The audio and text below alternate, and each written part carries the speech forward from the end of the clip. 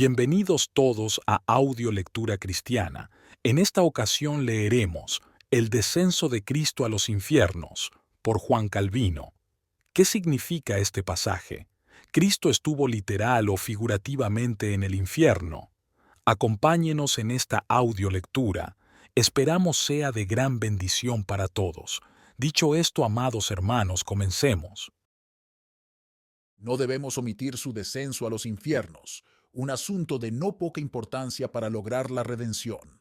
Ahora bien, de los escritores antiguos se desprende que esta frase que leemos en el credo no se usó tanto en las iglesias.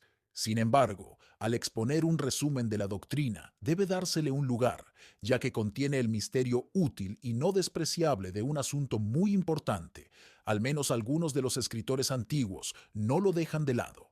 De esto podemos conjeturar que fue insertado después de un tiempo y no se convirtió en costumbre en las iglesias de inmediato, sino gradualmente. Esto es cierto, que reflejaba la creencia común de todos los piadosos, porque no hay ninguno de los padres que no mencione en sus escritos el descenso de Cristo a los infiernos, aunque sus interpretaciones varíen. Pero importa poco quién o en qué momento insertó esta cláusula. Más bien, el punto notable acerca del credo es este. Tenemos en él un resumen de nuestra fe, completo y pleno en todos los detalles, y no contiene nada que no sea lo que se ha derivado de la pura palabra de Dios. Si alguien tiene escrúpulos en admitir este artículo en el credo, pronto se verá claramente cuán importante es para la suma de nuestra redención. Si se lo omite, se perderá gran parte del beneficio de la muerte de Cristo. Por otro lado, hay algunos que piensan que no se dice nada nuevo en este artículo, sino que repite con otras palabras lo que ya se había dicho sobre su sepultura, ya que la palabra infierno se usa a menudo en las escrituras para denotar una tumba. Concedo que es verdad lo que plantean sobre el significado de la palabra. Infierno se entiende con frecuencia como tumba. Pero dos razones militan en contra de su opinión y me persuaden fácilmente a estar en desacuerdo con ellos. Qué descuidado habría sido cuando algo que no es en sí en absoluto difícil se ha dicho con palabras claras y fáciles, indicarlo de nuevo con palabras que lo oscurecen en lugar de aclararlo. Siempre que se emplean dos expresiones para una misma cosa en el mismo contexto, la última debe ser una explicación de la primera. Pero ¿qué clase de explicación será si uno dice que Cristo fue sepultado? Significa que descendió a los infiernos. En segundo lugar, no es probable que una repetición inútil de este tipo se haya deslizado en este resumen, en el que los puntos principales de nuestra fe se describen acertadamente en el menor número de palabras posible. No tengo duda de que todos los que han sopesado este asunto con cierto cuidado estarán de acuerdo conmigo. ¿Cristo en el infierno? Otros lo interpretan de otro modo, que Cristo descendió a las almas de los patriarcas que habían muerto bajo la ley, para anunciarles la redención realizada y liberarlos de la prisión en la que estaban confinados. Para apoyar esta interpretación, aducen erróneamente el testimonio de un salmo. Rompe las puertas de bronce y los cerrojos de hierro, Salmo 107:16, y también de Zacarías. Rescatará a los cautivos de la fosa sin agua. Zacarías 9:11. Pero el Salmo predice la liberación de los que están arrojados a la esclavitud en países lejanos. Zacarías, además, compara el desastre babilónico, en el que había sido arrojado el pueblo, a un pozo o abismo profundo y seco, y al mismo tiempo enseña que la salvación de toda la iglesia es una liberación de las profundidades inferiores. Así, de una u otra manera, ha sucedido que generaciones posteriores pensaron que se trataba de un lugar bajo la tierra, al que dieron el nombre de limbo. Pero esta historia, aunque es repetida por grandes autores y aún hoy es defendida fervientemente como verdadera por muchas personas, sigue siendo nada más que una historia.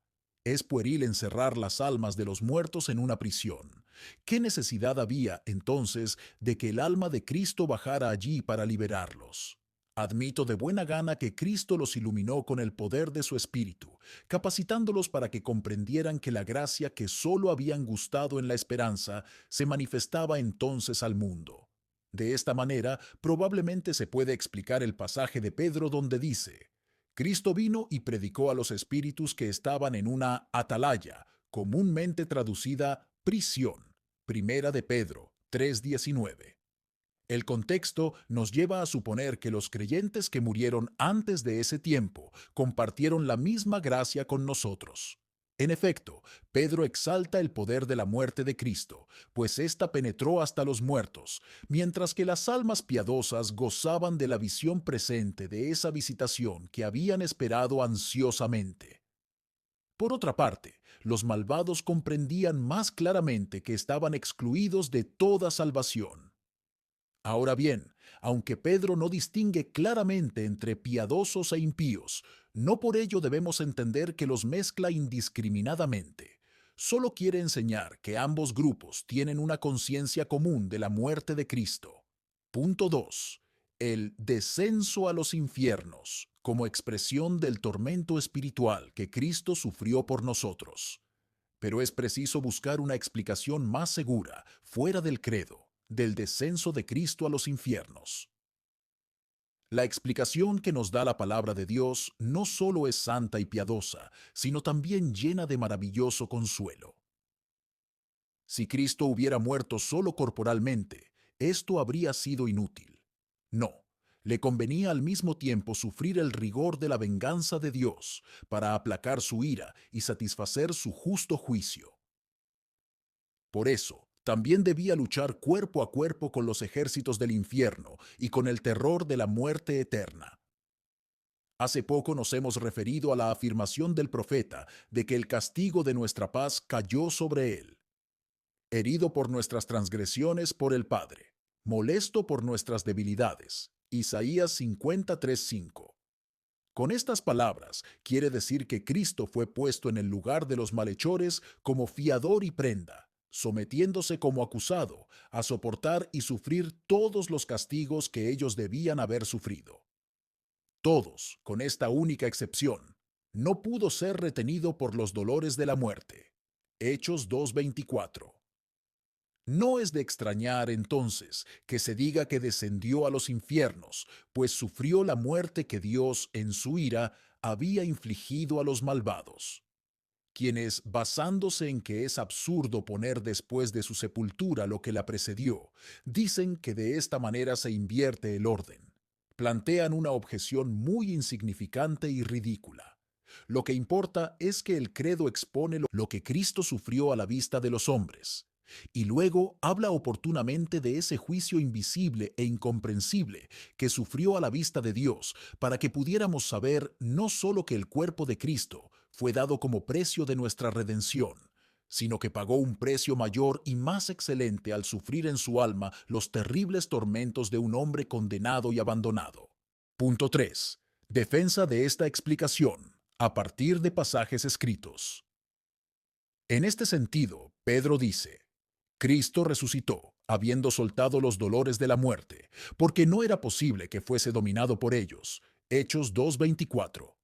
Pedro no nombra simplemente la muerte, sino que afirma expresamente que el Hijo de Dios había sido dominado por los dolores de la muerte que surgían de la maldición y de la ira de Dios, fuente de la muerte.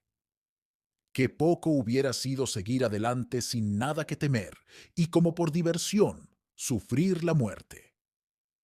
Pero esta fue una verdadera prueba de su infinita misericordia, el no rehuir la muerte, por mucho que la temiera.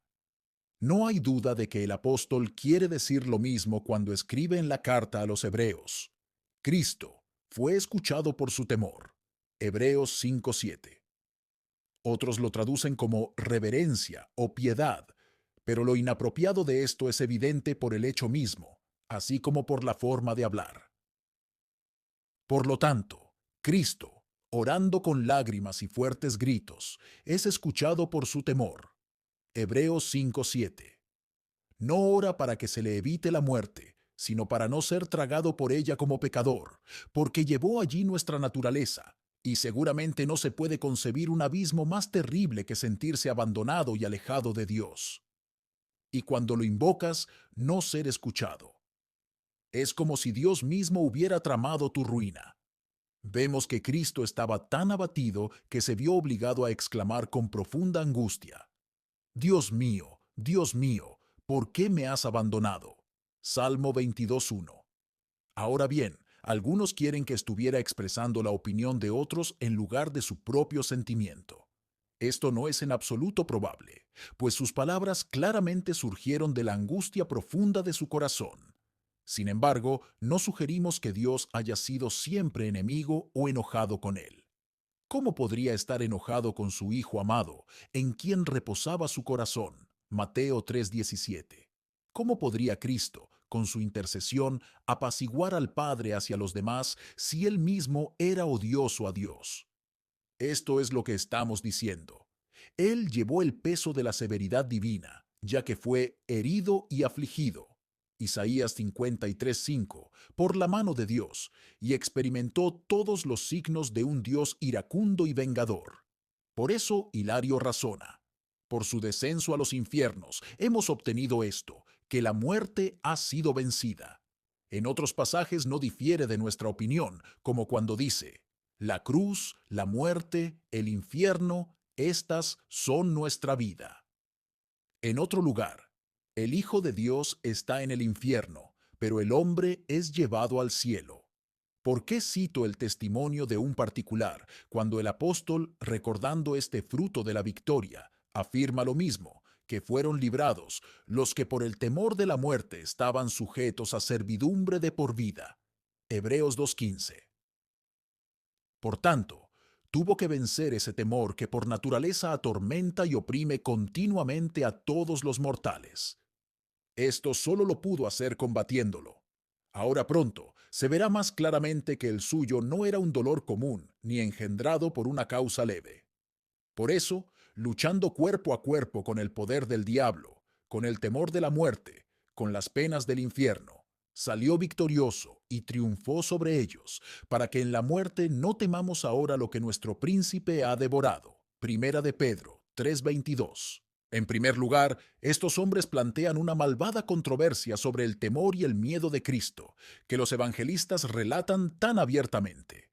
En efecto, antes de acercarse la hora de la muerte, estaba angustiado en espíritu, Juan 13:21, y afligido por el dolor, y cuando le sobrevino, comenzó a temblar más intensamente de miedo. Mateo 26:37. Decir que fingía, como hacen ellos, es una evasiva infame. Por lo tanto, debemos confesar con seguridad el dolor de Cristo, como enseña con razón Ambrosio, a menos que nos avergoncemos de la cruz y coma, ciertamente, si su alma no hubiera participado del castigo, habría sido el único redentor de los cuerpos. Pero tuvo que luchar para levantar a los que yacían postrados. Su bondad, nunca suficientemente alabada, brilla en esto: no rehuyó tomar sobre sí nuestras debilidades. Por lo tanto, esto en nada le quita mérito a su gloria celestial. De aquí también surge el consuelo para nuestra angustia y dolor que el apóstol nos ofrece: que este mediador ha experimentado nuestras debilidades para socorrernos mejor en nuestras miserias. Hebreos 4:15. Ellos sostienen que es indigno atribuir a Cristo algo malo en sí mismo, como si fueran más sabios que el Espíritu de Dios, que armoniza estas dos cosas. Cristo fue tentado en todo como nosotros, pero sin pecar. Hebreos 4:15. No hay razón para que la debilidad de Cristo nos alarme, pues no fue obligado por la violencia o la necesidad, sino que fue inducido puramente por su amor por nosotros y por su misericordia a someterse a ella. Pero todo lo que voluntariamente sufrió por nosotros no le quita nada de su poder. Estos detractores, además, se engañan en este punto. No reconocen en Cristo una debilidad pura y libre de todo vicio y mancha, porque se mantuvo dentro de los límites de la obediencia. Nuestra naturaleza caída, cuyas emociones violentas y turbulentas no conocen límites, no tiene moderación. Por eso, nuestros oponentes miden erróneamente al Hijo de Dios con ese rasero. Pero como no estaba corrompido, en todas sus emociones floreció una moderación que restringía los excesos. Por eso podía ser como nosotros, Hebreos 2:17, en la tristeza, el temor y el terror, pero de tal manera que se diferenciaba de nosotros por esta característica. Nuestros adversarios, refutados, saltan a otra interpretación errónea. Aunque Cristo temía la muerte, no temía la maldición y la ira de Dios, de las que sabía que estaba a salvo. Pero que los lectores piadosos consideren cuán honorable sería para Cristo haber sido más inhumano y cobarde que la mayoría de los hombres de la clase común. Los ladrones y otros malhechores se apresuran arrogantemente a la muerte. Muchos la desprecian con altivo valor, otros la soportan con calma. ¿Qué clase de constancia o grandeza habría sido para el Hijo de Dios ser golpeado y casi aturdido por el miedo a la muerte? Algo comúnmente considerado milagroso se refirió acerca de él. Por la fiereza de su tormento, gotas de sangre fluyeron de su rostro. Lucas 22:44. Y no lo hizo para exhibirse ante los ojos de los demás, ya que gemía a su Padre en secreto. Esto disipa toda duda. Fue necesario que descendieran ángeles del cielo para animarlo con su inusual consuelo. Lucas 22:43. Qué vergonzosa debilidad hubiera sido, como he dicho, la de Cristo, que fuese tan atormentado por el temor de la muerte común, que sudase sangre y que sólo pudiese ser revivido por la aparición de los ángeles. ¿Qué? ¿No muestra esa oración, surgida de una increíble amargura de corazón y repetida 3 veces? Padre, si es posible, que pase de mí este cáliz. Mateo 26:39. ¿Que Cristo tuvo una lucha más dura y difícil que con la muerte común? De esto se desprende que estos quisquillosos con los que estoy discutiendo hablan con audacia de cosas que no conocen, pues nunca han considerado seriamente qué es o qué significa que hayamos sido redimidos del juicio de Dios. Sin embargo, esta es nuestra sabiduría: sentir debidamente cuánto le costó al Hijo de Dios nuestra salvación. Si alguien preguntara ahora si Cristo descendió a los infiernos cuando pidió que no muriera, yo respondería: este fue el principio, de donde podemos deducir qué duros y terribles tormentos sufrió, sabiendo que comparecía ante el tribunal de Dios por nuestra causa. Aunque el poder divino de su espíritu permaneció oculto por un momento para dar lugar a la debilidad de la carne, debemos saber que la prueba que surgió del sentimiento de dolor y temor no era contraria a la fe. Y de este modo se cumplió lo que dijo Pedro en el sermón: no pudo ser retenido por los dolores de la muerte. Hechos 2:24. Porque sintiéndose como abandonado por Dios, no vaciló en lo más mínimo en la confianza en su bondad. Esto lo prueba aquella notable oración a Dios en la que exclamó con gran agonía: Dios mío, ¿por qué me has abandonado? Mateo 27:46. Pues aunque padeció sin medida, no dejó de llamar a Cristo su Dios, por quien clamaba que había sido abandonado. Ahora bien, esto refuta el error de Apolinar, así como el de los llamados monotelitas. Apolinar afirmó que Cristo tenía un espíritu eterno en lugar de un alma, de modo que solo era medio hombre, como si pudiera expiar nuestros pecados de otra manera que obedeciendo al Padre. Pero ¿dónde está la inclinación o la voluntad de obedecer sino en el alma? Sabemos que fue por esta razón que su alma se turbó, para ahuyentar el temor y traer paz y reposo a nuestras almas. Contra los monotelitas, vemos que no quiso como hombre lo que quiso, según su naturaleza divina. Pasé por alto el hecho de que, con un sentimiento contrario, venció el temor del que hemos hablado. Esto parece ser claramente una gran paradoja. Padre, líbrame de esta hora. No, para esto he llegado a esta hora. Padre, glorifica tu nombre. Juan 12:27-28. Sin embargo, en su perplejidad no había una conducta extravagante como la que vemos en nosotros cuando nos esforzamos poderosamente por controlarnos. Amén. Muchas gracias por escuchar Audio Lectura Cristiana. Que el Señor les bendiga, amados hermanos. Hasta la próxima.